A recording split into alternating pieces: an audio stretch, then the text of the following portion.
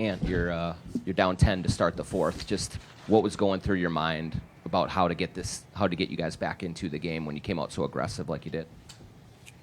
Going into the fourth? Yeah. Anytime I get open, shoot it. Yeah. How did you feel something different? Like, did you feel like this game was there to take? Yeah, for sure. I mean, I feel like we took their best punches throughout the game and to start the third and then to end the third. So, and I felt like they was gassed going down the stretch. So just trying to, keep my foot on the pedal and keep going. And through the 4 games of this series thus far, you have 23 assists and only 6 turnovers, which is a lot better assist-to-turnover ratio than you had in the regular season. What's the difference? What are you doing differently, do you think? Reading the game, watching more film. When the playoffs come around, you get a little more time, to settle down and really lock in with your player development coach. So, Sehan's been doing a great job of sending me clips 1 in the morning, 2 in the morning. When we see each other, we talk about it, break some film down. So just everything like that. And then both Chris Finch and Mike Conley said that you're taking a lot more interest and control into specifically what you want to see on the floor, what kind of situations you want. That's because of my boy right here. Dante does a great job of coming and telling me like what they doing out there defensively, because sometimes I don't really recognize it. And when he gets in the game, he makes it easier for me for sure, because he tells me like, hey, Sack, they overplaying, you can backdoor right now. So just being able to read the game and then having teammates that looks out for you, I think that's the main thing. That's the best thing about it. Dante, for the second straight game, this was that 5-man unit that closed the game for you guys. What has been so effective for this unit closing the game on both ends of the floor? Just being connected. I think the unit is, on the offensive end, you can throw it to anybody and anybody can kind of get downhill, make plays for one another. And when that is, the situation, Ant's up top doing his thing, they have to respect everybody on the line. And he's making the right play over and over and over again. So then you go on the defensive end and we can just switch and we can just be physical and be ourselves. And at that point, it's winning time, and, that's the only thing you're trying to do is win the game. And with Dante's layup and then with Jaden's layup, I don't think you got the assist on them, but you made the initial passes to kind of create those plays for like Jaden's layup and then Dante's layup. You got double. Yeah. It's like when in those moments, you want to look to score, but just kind of what was your mindset as you were facing those double teams, and how did you kind of find the open man in those situations? I think in the previous timeout, I huddled everybody up and told everybody like, hey, this is what they're doing on defense. So if we space like this and somebody cuts, it's going to be wide open because they're low man. They basically putting 3 people on me. Like, once I drive, they try to trap me. If I get around the trap, it's the third guy coming up as a low man.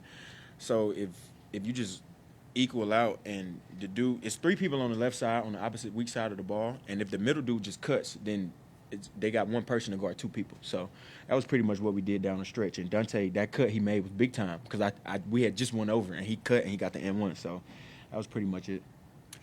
And in game 3, you and LeBron we saw you laughing together today. You were getting very physical with him, pushing him. What's it been like to go against him, and were you trying to make a point when you wrestled him a little bit there? Yeah, it's gonna be physical, man. I wouldn't say I was trying to make a point, but just let him know that we here. You ain't just gonna push us around all night. I mean, because I'm not gonna lie, he's strong. It's hard to keep him from, like, he posted me up. He got all the way to the rim. I was glad he missed the layup, but he a lot stronger than me. But just let him know that we're gonna be here all night, and I'm gonna be a pest to him. Whenever I get on him, I'm gonna try to get up under his skin. I'm gonna try. Because we played together at USA. He was like a big brother to me. He looked out for me, helped me out a lot with reading the game, IQ, and everything. So just trying to be a pest to him out there. Dante, kind of along those lines, how in your year with Ant have you seen him grow and evolve as a playmaker and not just a scorer? Hold on, can you repeat the question? I'm thinking about something. What did you say? How have you seen Ant grow as a playmaker in your year with him? Yeah, I mean, throughout the year, he's had, this whole year has been ups and downs for all of us, individually and collectively as a team. So I think the biggest thing that I've seen is, during quote unquote, down times throughout the year of, not necessarily making the right play. He's learned from it and come back, and he's had, his highs are extremely high. So throughout the entire season, weathering the storms of up and downs and different guys in lineups and trying to figure out and get guys comfortable, when it comes winning time, dude knows how to win. And that's flat out what it comes down to. He understands watching film what they're going to do. And no one's out here trying to get numbers. No one's out here trying to prove a point. We're just trying to win a game. So when he's watching, film and making quick decisions and being himself, you can just see a different level of him being locked in, and him being, 23? Sir. Young as hell. So being 23 and being able to do that is really special. And being able to, listen to everybody. He doesn't have to do that, which he's willing to do to every single person on the team, and it just allows us to, be connected and be on another level.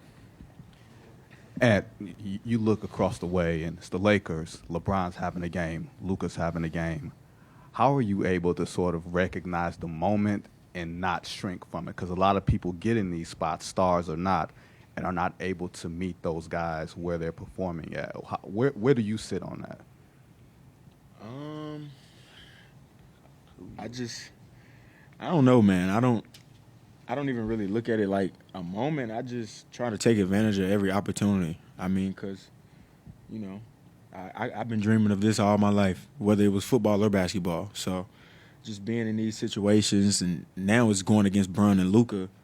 And Luka probably the best player in the game, young player in the game, and Bron is the best player leaving the game. So just trying to, prove I belong, and to all my haters and people who criticize me that I'm better than they think. Anthony, when you slipped on the out-of-bounds play, you called for the replay right away, but it took an overhead camera shot to actually see that contact. How confident were you that that would be called the right way and reversed in your guys' favor? I mean, I was 100%. Yeah, soon it happened. I looked at the ref like, we want to challenge it. Like, I don't think that it was. It might have been out on me, but he fouled me because the ball. When I put the ball all the way down here. He's swiping at the ball. He can't get to it. He got to hit my arm. So I told Finchy right away, like, hey, you got to challenge. I mean, because we got to challenge anyway. And it's 10 seconds left in the game. You might as well use it. And we wasn't challenging for the out of bounds. I told him we challenging it for the foul. Look at the foul. And I knew he fouled me, man, because he swiped down real hard and hit my arm. So, I mean, that was a great overturn by the refs. We appreciate him.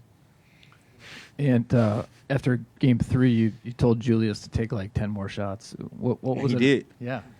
Like, why did you pull that out of the box score? What caught your eye about that? He played great. He played phenomenal. I told him to take more shots. He took more shots, and it helped us win.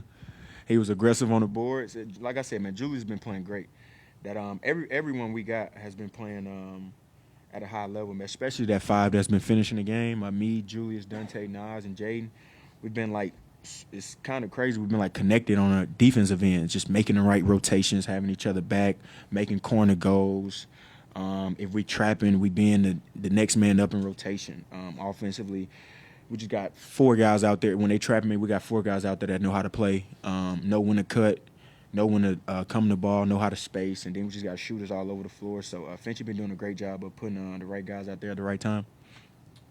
And did you know that Mike could still get up for a block like the one he had on did LeBron? You see that? I was like, all right, old man. Nah, that was dope. He got hurt, though, but but he'll be all right. Nah, hey, I'm not going to lie. I was impressed when he blocked that. If we would have been up, I probably would have been talking a little more trash, but they was on like a 10-0 run, so I had to pipe down a little bit. But, yeah, that was dope. Big shout-out to MC, man.